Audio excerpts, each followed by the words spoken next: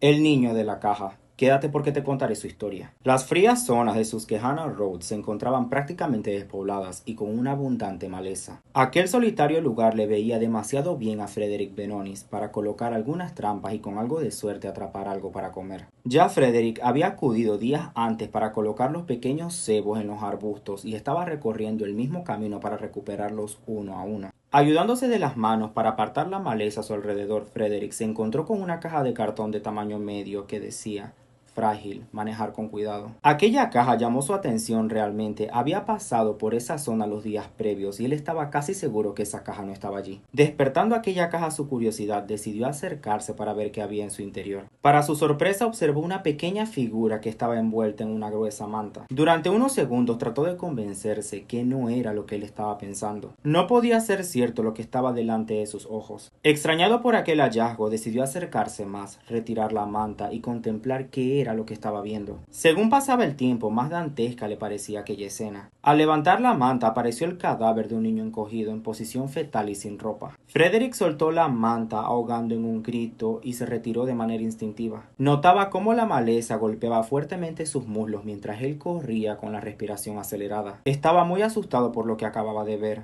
Además de eso, había colocado las trampas de forma ilegal. Decidió no poner en conocimiento de las autoridades lo que había visto, pues él podía tomar represalias. Frederick estaba seguro que eso sería lo mejor. Sin embargo, pasaban los días y no podía sacar de su mente lo que había visto. La mala conciencia llevó a Frederick a confesar lo que había visto a un sacerdote. Este le aconsejó que le pusiera en conocimiento a las autoridades de lo que había en ese lugar. La conciencia le pesaba cada vez más, pues también había estado escuchando en la radio que un niño había desaparecido y que lo estaban buscando. Aquel estudiante había sido reacio de contar lo que había ocurrido de buenas a primeras. La cosa es que Frederick no solo se dedicaba a colocar trampas de forma ilegal, sino que también le tomaba fotografías a estudiantes sin su consentimiento. Frederick terminó por contar lo sucedido a las autoridades y éstas lo interrogaron hasta descartar que él no tenía nada que ver con lo ocurrido. Pero esto tan solo era la punta del iceberg. El caso les llevó a un callejón sin salida una y otra vez y este caso estuvo sin resolverse por más de 60 años sin un solo culpable tras las rejas. Y seguimos con la misma pregunta: ¿quién mató al niño de la caja? Grandes incógnitas rodearon el caso durante meses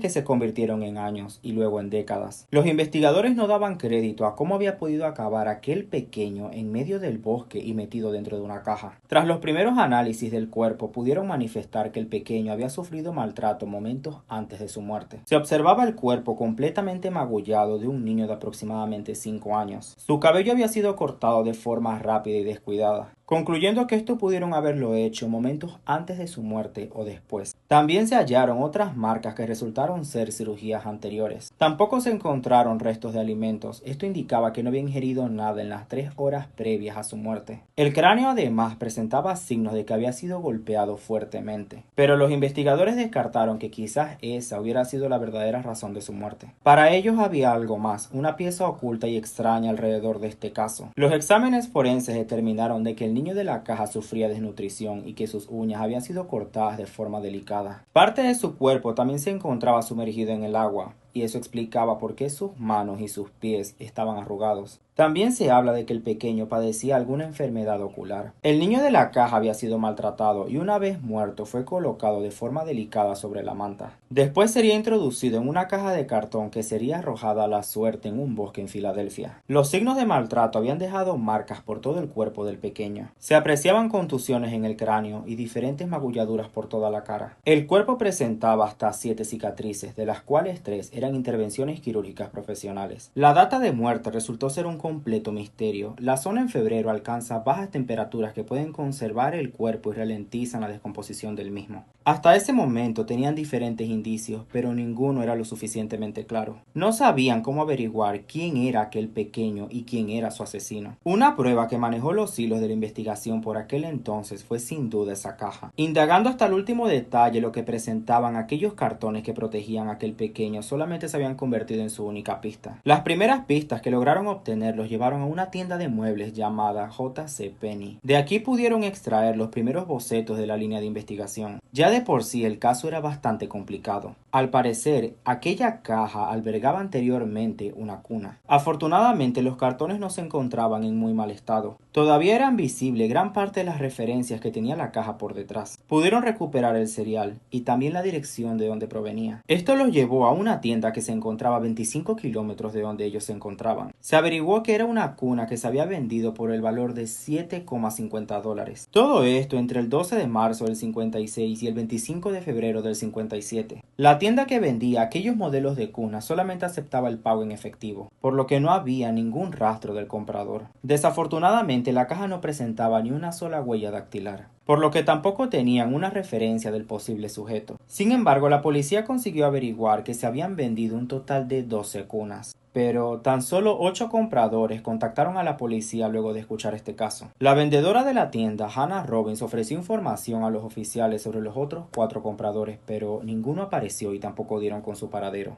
Por lo que respecta a la manta que envolvía al pequeño, nada se pudo saber. La desesperación iba en aumento. Conforme pasaba el tiempo, las huellas dactilares y el ADN del pequeño fueron enviados a los hospitales para poder identificar si tenían algo de él, pero esto no funcionó. Solo tenían resultados negativos de cada uno de ellos. En un momento dado, los agentes decidieron sentar al pequeño, vestirlo y tomarle algunas fotografías para seguir divulgando su imagen con el fin de que alguien pudiera reconocerlo. En un primer momento se difundió la cara del pequeño en diferentes ángulos y tras 400,000 impresiones repartidas por todo el país, nada tuvo efecto. Incluso la Asociación de Médicos de América llegó a hablar sobre las intervenciones quirúrgicas que tenía el pequeño para dar algún detalle. Tras examinar al pequeño y a la caja una y otra vez dieron con otra dirección. Esta los llevó a una casa de acogida. Al entrar a ese lugar quedaron totalmente sorprendidos y sin habla. Una cuna con las mismas características que la caja tenía dentro donde iba el pequeño. También encontraron una manta similar con la que estaba envuelto. Estos fueron los 2 objetos que hicieron abrir una nueva línea de investigación. En un primer momento se consideró que quizás el pequeño pertenecía a la hijastra que dirigía aquel centro de acogida, pero eso solo quedó ahí. Para el año 2002 la policía decidió reabrir el caso tras recibir una misteriosa llamada. Al otro lado de la línea se encontraba una mujer que estaba describiendo los hechos de manera muy extraña y que la pondrían en el punto de la mira. Según su testimonio, su madre lo había comprado en 1954 y había sido sometido a torturas físicas y psicológicas. Esto habría terminado por provocar la muerte del pequeño. Aunque la historia tenía cierto hilo de verdad, terminaron descartándola porque descubrieron que la mujer tenía un problema mental. Todo eso quedó en un misterio.